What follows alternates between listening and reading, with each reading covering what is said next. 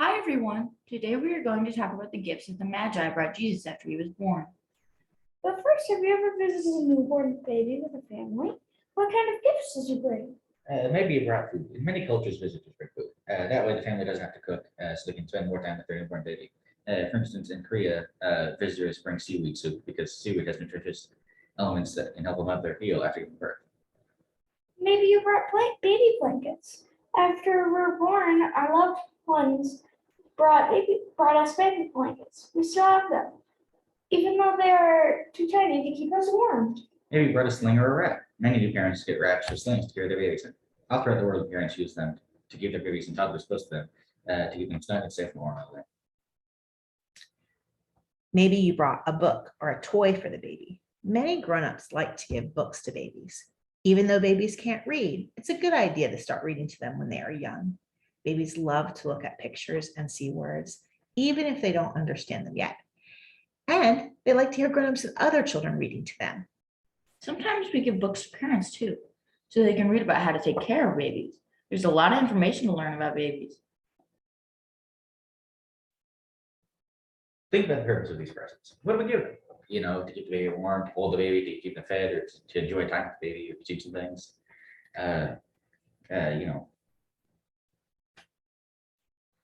Now let's think about who visited Jesus after he was born. You heard the story read today about the visit of the magi.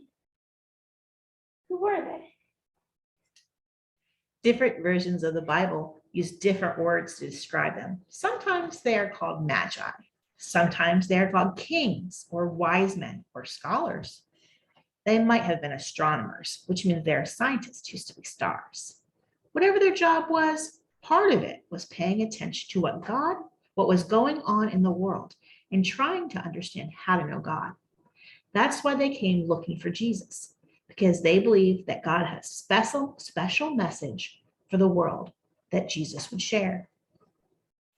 How many were there? If you have a nativity scene in your house, it might have 3 kings in it. But that's just the tradition in Western Christianity. Christianity in other parts of the world traditionally says it's 12. The story doesn't actually tell us how many there were. Plus, they probably would have had helpers with them. Some of them could have been women. So where are they from? The story says from the east, and our tradition says that was somewhere in Persia. One from India and one from Africa, individually. That was the whole world back then, basically. Maybe they came from different places, or maybe they came all from the same place. We don't know. If you had a nativity scene at your house, it might have the magi in different skin and apparel, and dressed up in royal robes of different traditions, and that would show what the wise people of all of the world worships Jesus. What did they bring? They brought gold. They brought frankincense. They brought myrrh, which are like dried up tree sap. They were used like perfume and also like medicine sometimes. You might be thinking that these are not very good presents for a young child. But when they looked at Jesus, they didn't just see a young child, they saw a king. And those presents were the kind of presents that one king would have given another. They showed honor and respect for Jesus, even when he was so little. The Magi must have been very wise to recognize that Jesus was such a special child.